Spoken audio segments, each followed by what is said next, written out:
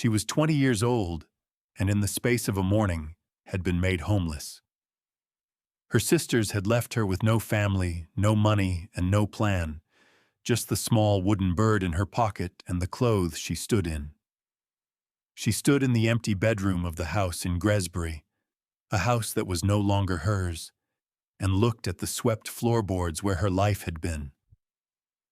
But what her sisters, in their haste and their greed, did not know was that a mother's love can hide in the smallest of places, waiting for the child who needs it most.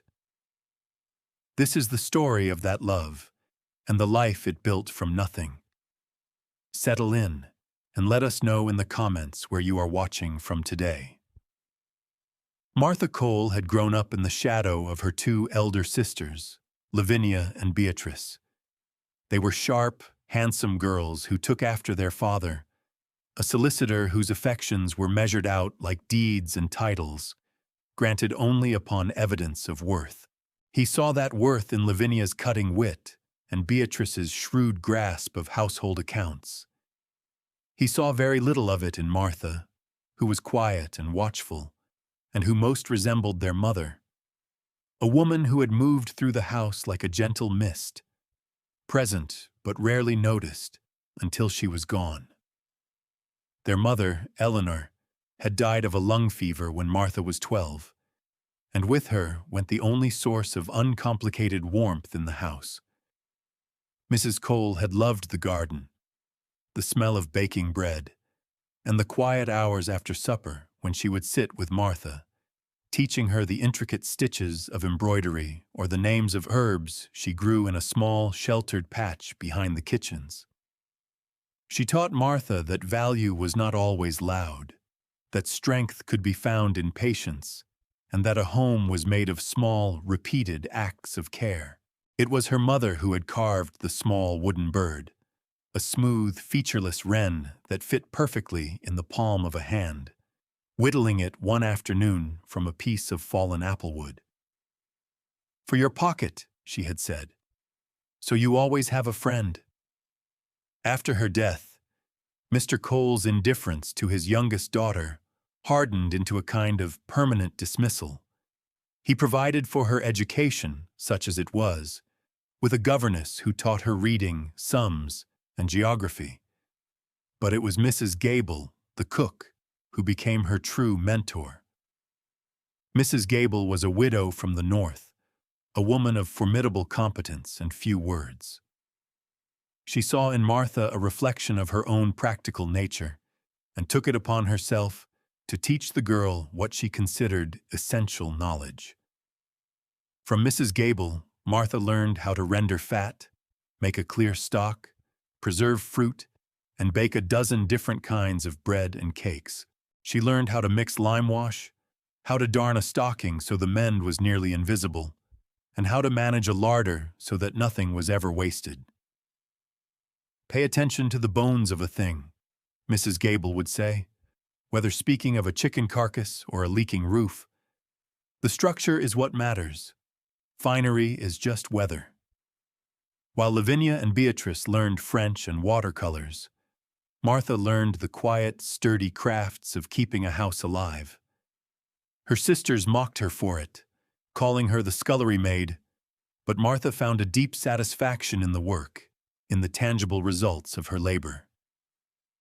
She knew how to make things whole again, and it was a comfort. The ejection, when it came, was as quiet and brutal as a winter frost. Their father died suddenly of a heart seizure in his office, leaving his affairs in perfect, unyielding order. A week after the funeral, the three sisters sat in the very same office, the air still smelling faintly of his bay rum and leather-bound books, while Mr. Davies, his junior partner, read the will. It was a short, precise document. The house in Gresbury, its contents, and the entirety of his financial estate were left in equal shares to his beloved daughters, Lavinia and Beatrice Cole. To his youngest daughter, Martha, he left the sum of £10, for her maintenance until such time as she can secure a suitable position. A silence fell in the room, thick and heavy. Mr. Davies cleared his throat, refusing to meet Martha's eyes. Lavinia smoothed the black silk of her skirt, a faint, triumphant smile playing on her lips. "Well?" Beatrice said, her voice crisp and businesslike. "That is all quite clear." They signed the necessary papers. Martha's hand did not tremble as she wrote her name, acknowledging receipt of a legacy her sisters immediately declared would be absorbed by the funeral expenses. "It is only fair, Martha," Lavinia said, her tone suggesting it was anything but. "We are handling everything, after all." That evening, they informed her that the house had been sold to a physician from Salisbury. The new owner wished to take possession as soon as possible. They had arranged for carters to come the next morning to pack and remove all the furniture and effects, which were to be sold at auction. She would have to find other accommodation. A room somewhere, perhaps, Beatrice suggested vaguely, as if speaking of a distant acquaintance. "With your skills, you could find a place as a housekeeper. We could even provide a reference." The offer was a final, dismissive cruelty. Martha did not argue. She did not plead or weep. She simply nodded, turned, and went up to her room. She packed her few belongings into a small canvas satchel. 2 spare dresses, her mending kit, Mrs. Gable's book of recipes, and the worn copy of herbal remedies her mother had treasured. She spent the night in a chair, listening to the sounds of her sisters moving through the house, their voices sharp and decisive as they tagged items for the auctioneer. The next morning, they were gone before she woke. She came downstairs to find a house hollowed out, stripped of its life. Every painting, every rug, every chair and table was gone. Even the curtains had been taken down. In the kitchen, the shelves were bare. All that remained was dust and silence. She walked out the back door to retrieve her satchel from the small shed where she had hidden it, and when she returned, the front door was locked. A key turned, a bolt slid home. She was outside, and her life was inside. Or rather, it was gone. She stood on the step for a long moment, then turned and walked back around the house, to the one window she knew was never properly latched, the window to her own bedroom. She climbed the trellis where a climbing rose had grown for 50 years, its thorns catching at her skirts. The window slid open with a familiar groan. She slipped inside, back into the empty room. It was here in this hollow space that the past came to her not as a ghost, but as a memory of a sound. A creak. There was a loose floorboard beside the window, the one her mother's rocking chair had always found. Her mother had a habit of hiding small things: a shilling for the church poor box, a packet of seeds, a special button, in odd places, tucked away from the orderly, scrutinizing gaze of her husband. Martha knelt, the rough wool of her dress scratching against the bare wood. She pressed on the edge of the board with her thumb. It gave slightly. Using the tip of her button hook from her satchel, she worked it into the crack and gently pried. The board lifted with a small sigh of old wood. Beneath it, nestled in the dusty space between the joists, was a small tin box, the kind that once held expensive tea. It was wrapped in a piece of oilcloth. Her hands trembled now as she lifted it out. Inside, the box was heavy. She lifted the lid. It was filled, astonishingly, with gold sovereigns stacked in neat columns. Beneath them lay a small, folded piece of paper and a tiny embroidered needlebook. She unfolded the paper. The handwriting was her mother's, elegant and careful. "My dearest Martha," it began, "if you are reading this, then I am gone and you are in need. I could not give this to you while I lived, for your father would not have understood. He does not see your worth, but I do. You have a quiet strength, my love, and a good heart. This is what I saved, a little at a time, from the household accounts over many years. It is not a fortune, but I pray it is enough to give you a start. Be wise with it. Find a small place of your own, a place with a garden if you can. Trust in what you know how to do. You are more capable than anyone has ever allowed you to be. Your loving mother, Eleanor.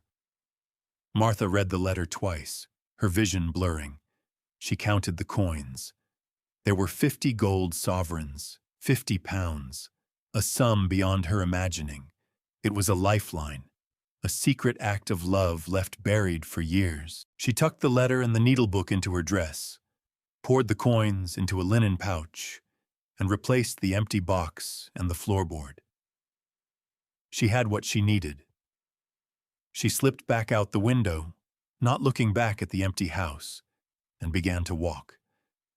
She walked away from Gresbury, her satchel on her back, and her mother's love a solid, comforting weight in her pocket. The road stretched out before her, a ribbon of pale dirt winding through the green Wiltshire downs. The sky was a high, thin gray, and a cool wind promised rain, but Martha felt a strange, fierce calm. She was alone, but she was not destitute. She had been given a chance. She walked for 2 hours until the spire of the Gresbury church was just a needlepoint against the horizon, and then she kept walking towards the market town of Axford, a place where no one knew her name. In Axford, she took a modest room for 2 nights at a clean, respectable inn, paying the landlady with a shilling and explaining she was seeking a position. The town was larger than Gresbury, a bustling place of weavers, merchants, and farmers. On her first morning, while walking through the market square, she saw a notice posted in the window of a solicitor's office.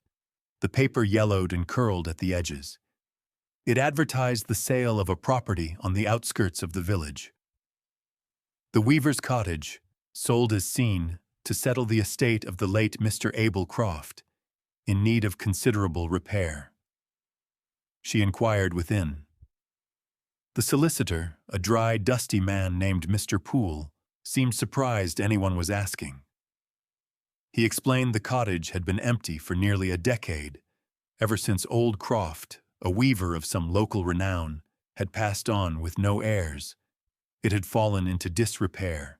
The price was £8 for the freehold and the small parcel of land it stood on. "It's the land that has any value, miss," he said, peering at her over his spectacles. "The cottage itself is likely fit only for pulling down." Martha asked for the key and the location. It was a half-mile walk from the town center, down a lane that dwindled into a muddy track. The cottage stood alone, nestled against a small copse of ash trees. Mr. Poole had not exaggerated. The roof sagged in the middle like a tired old horse, and several slates were missing. The windows were boarded up, and the front door hung crookedly on one hinge. The garden was a riot of nettles and brambles, so thick she could barely make out the stone wall that enclosed it. But the walls of the cottage were built of good, solid Cotswold stone, gray and streaked with moss, and the chimney stack stood tall and straight. She saw what Mrs. Gable had taught her to see: the bones of the thing. She borrowed a crowbar from a nearby farmer and pried the boards from a window. The air that met her from inside was thick with the smell of damp, decay, and mouse droppings. Sunlight struggled through the grime-caked panes, illuminating a single large room. At one end was a great stone hearth, black with soot. At the other, shrouded in cobwebs, stood the ruin of a large timber-frame loom, its heddles broken, its warp threads long since rotted away. A steep, narrow staircase led to a low-beamed loft. The floor was stone flags, slick with damp, and the plaster on the walls was crumbling away from the lath. It was a wreck. It was perfect. She returned to Mr. Poole's office, counted out 8 gold sovereigns onto his desk, and signed the deed of sale. The cottage was hers. The first week was spent simply making the place habitable. Martha worked from dawn until dusk, her body aching with a fatigue so profound it felt like a kind of peace. She started by clearing the garden, a brutal, relentless task. With a borrowed scythe and a billhook, she attacked the brambles and nettles, her hands protected by thick leather gloves she bought at the market. Beneath the thorny jungle, she found the ghosts of a proper garden. The raised beds, their stone borders tumbled and askew, a gnarled apple tree choked with ivy, and a profusion of herbs that had run wild, mint, lemon balm, and a tough, woody rosemary. She found the well, its stone cap heavy but intact, and after hours of hauling up buckets of stagnant water, she was rewarded with a flow that was cold, clear, and sweet. Inside the cottage, she swept away years of accumulated dirt and debris. She scrubbed the stone flags with lye and sand until they showed their true gray and ochre colors. She tore out the ruined, mildewed plaster, exposing the sturdy oak lath beneath. The great hearth was her biggest challenge. It was choked with soot and fallen nests. While clearing the packed earth and debris from the back of the fireplace, her shovel struck something hard that was not stone. Curious, she dug around it with her hands, pulling away the dirt and hardened soot. It was a small, iron-strapped wooden box, wedged deep into a cavity behind a loose fire brick. It was not locked. She lifted the heavy lid, her heart beating a steady, curious rhythm. This was a different feeling from finding her mother's tin. That had been a desperate prayer answered. This was a quiet discovery, a secret belonging to the house itself. Inside, resting on a bed of dried lavender, were a set of weaver's tools, 3 polished boxwood shuttles, a handful of bobbins, a reed hook, and a pair of fine steel shears, all oiled and wrapped in waxed cloth, perfectly preserved. Beneath them was a small, leather-bound ledger and a folded note. The note was written in a spidery, elegant hand. "To whoever finds this," it read. "My name is Abel Croft. I was a weaver in this cottage for 52 years. My wife, Sarah, died in 48 and we had no children. These were her shears. I leave them here, with my best shuttles, in the hope that someone might come to work this loom again. A craft should not die with a man. The ledger contains my patterns. May they serve you well." Martha opened the ledger. The pages were filled with intricate drawings of weaving drafts, herringbone, bird's eye, damask, and on the last page, a simple note. Sarah loved the columbine pattern best. Here was a second secret, a second inheritance. Not of money, but of purpose. A legacy of craft, left by a stranger, waiting in the dark at the heart of the house. She had bought a ruin, but she had been given a history. The rebuilding began in earnest. Martha knew her limits. She could patch plaster, but she could not mend a roof. She sought out Mr. Finch, a slater and stonemason in the village, an elderly man with hands as gnarled as oak roots. He came and looked at the roof, squinting at the sky. "Needs half new slate, half new lath," he grunted. "Cost you £5 for the materials, 2 more for my labor." It was a significant portion of her remaining capital, but it was essential. She agreed. For a week she worked as his laborer, climbing the ladder to hand him slates and bundles of lath, fetching him water, and listening as he explained the art of laying the slates in proper courses, each one overlapping the last just so. "Like feathers on a bird," he said, his voice a low rumble. "Keeps the water out."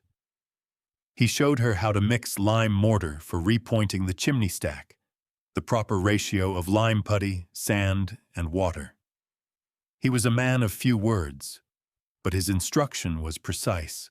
He respected her willingness to work, and by the end of the week, when the roof was sound and the chimney secure, he knocked a pound off his bill.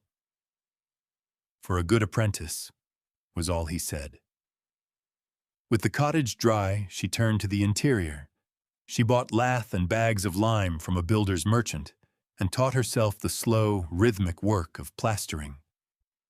She mixed the plaster in a wooden tub, the lime and sand and horsehair, adding water until it was the consistency of thick porridge, a recipe she recalled from Mrs. Gable's pronouncements on household repairs. The trowel felt awkward in her hand at first, but she learned the feel of it, the way to press and smooth the plaster against the lath in a firm, even coat.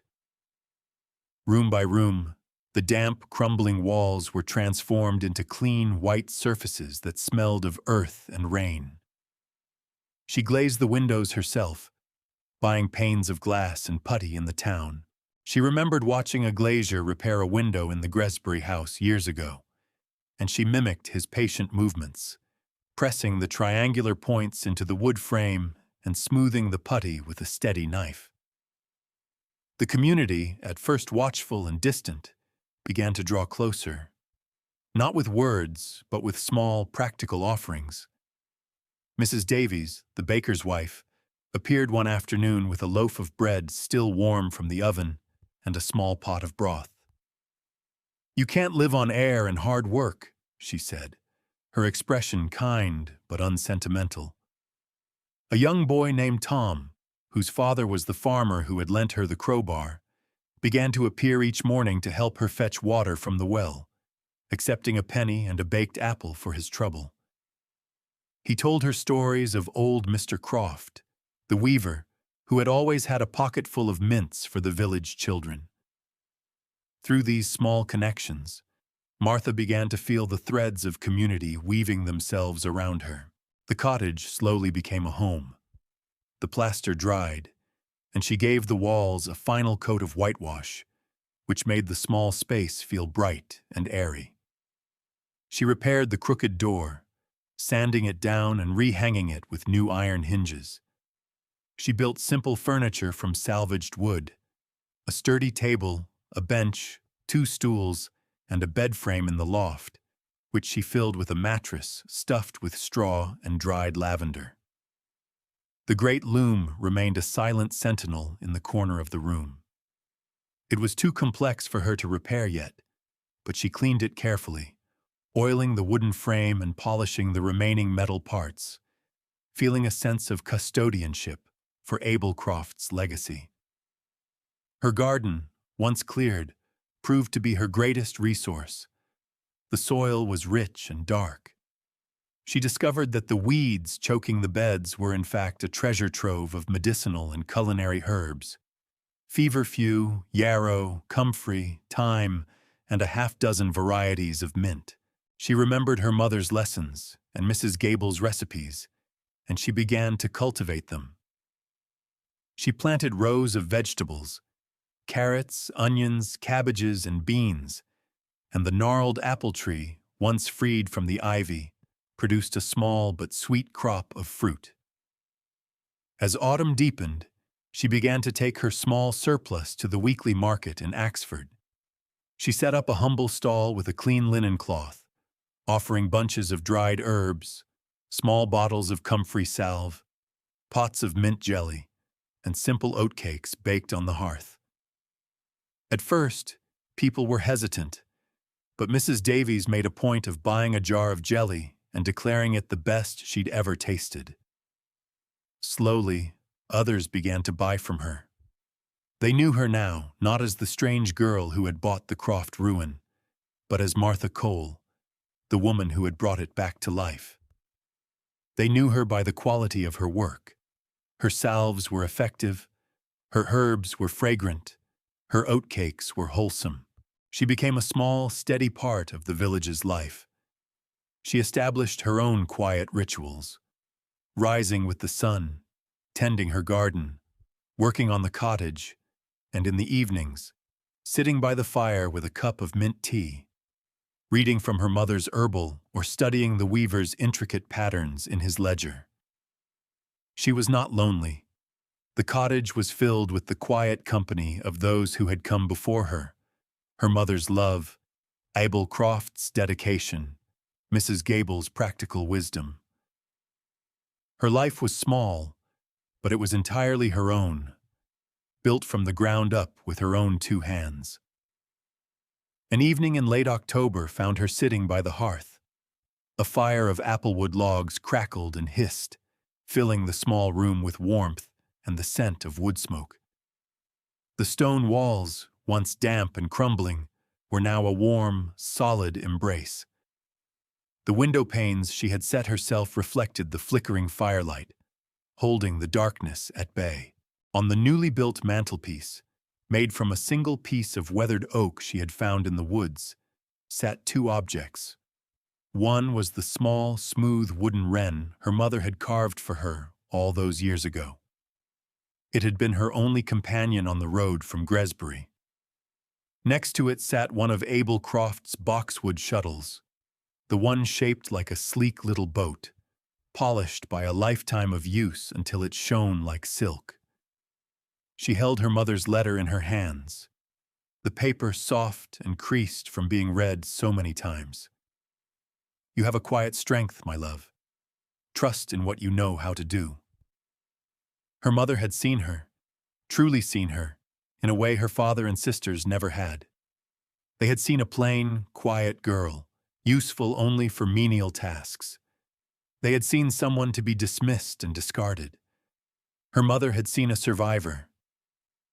She thought of Lavinia and Beatrice, imagining them in a fine London house, surrounded by the auctioned remnants of their father's life. She felt no anger, no bitterness, only a distant, quiet pity. They had taken everything they considered to be of value, the silver, the mahogany, the china, and had left the true treasure behind, hidden under a floorboard. They had mistaken a house for a home. They had traded love for currency. Martha looked around the room she had built.